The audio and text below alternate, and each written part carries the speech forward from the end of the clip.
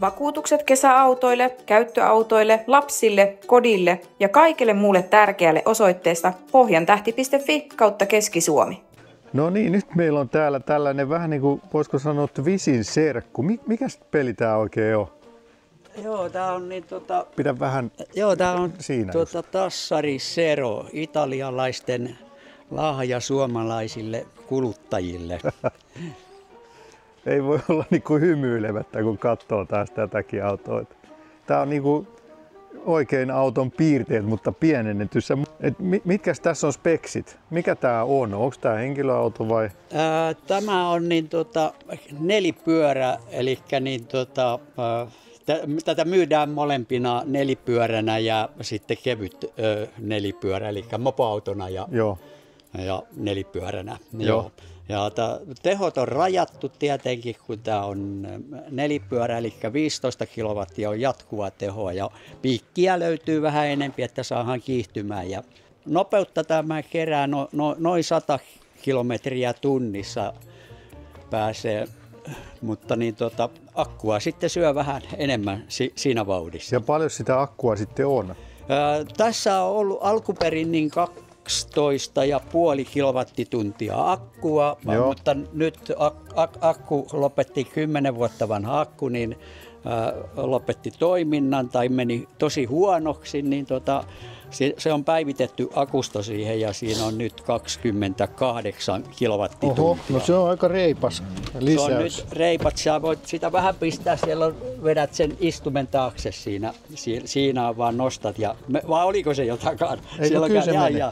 No niin, joo, ja siinä on niin kuin pientä vikaa oli sitten niin tuossa mittarissa ja siihen on vaihdettu mittarit. Niin okei.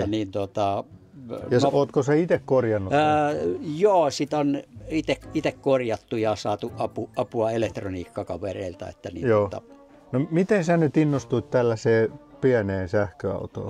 Norjassa näin ja ihaistuin tähän designiin. Eli niin ja sitten aloin seuraamaan Suomessa tätä autoa ja sitten löysin tämmöisen viallisen ja se saatiin kuntoon. Silloin akuston hallintajärjestelmässä oli vika ja se saatiin kuntoon ja sitten ajoin sillä vuosia ja sitten se oli 2-3 vuotta käyttämättömänä ja sitten uusittiin siihen akku ja näin poispäin. Niin. Täällä on tosi hyvin tilaa, niin kuin päätila. Joo, niin ja sitten se on kuitenkin vähän niin kuin lämmin niin kuin Visyyn verrattuna. Niin, eli tässä on lämmitys, kilowatin lämmitys ja sillä päästään, ainakin talvella voi ajaa sillä, että tuulilasi on auki, mutta muuten kyyti on kylmää yli 5 asteen pakkasessa. Että niin. Joo.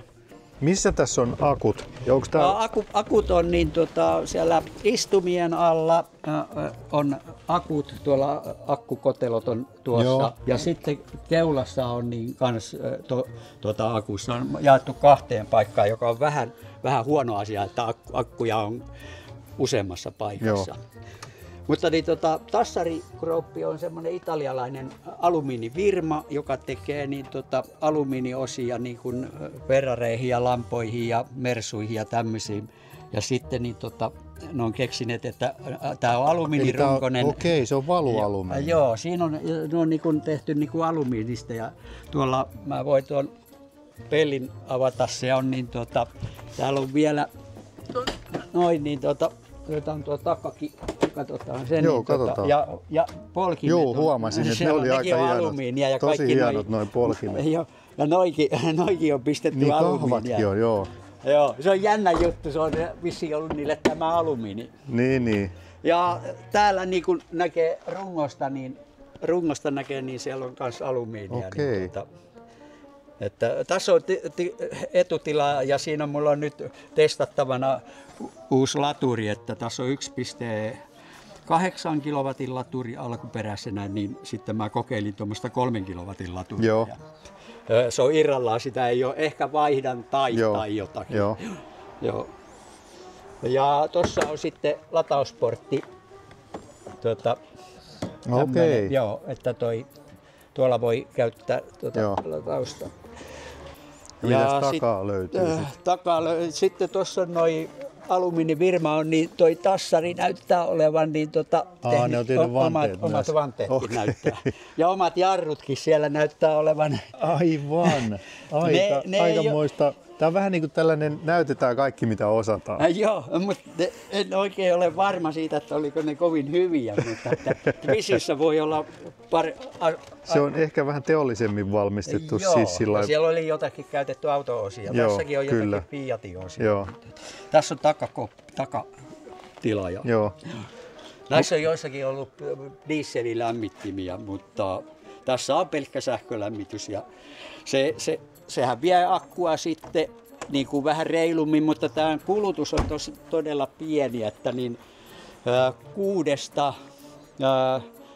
6–8 kilowattiin kesäaikaan. Se on kyllä tosi vähän. Joo, se on tosi vähän ja sitten menee 10 kilowattia vähän kylmemmällä. Talvella mä en ole oikein tällä ajanut, mutta silloin, että pakkasella on ajanut ja on noi kitkarenkaat. Ja mistä asti sä tulit tänne?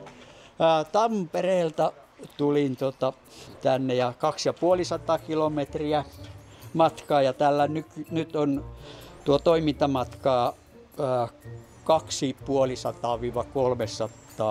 kilometriä. Että jos kaupungissa ajaa pelkästään ja ei oikein pole paljon, niin 350 kilometriä ajaa. Okei.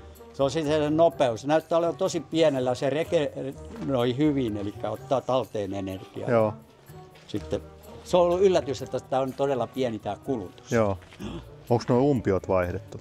Umpiot on vaihdettu siihen ja jotakin pientä tonne. Joo.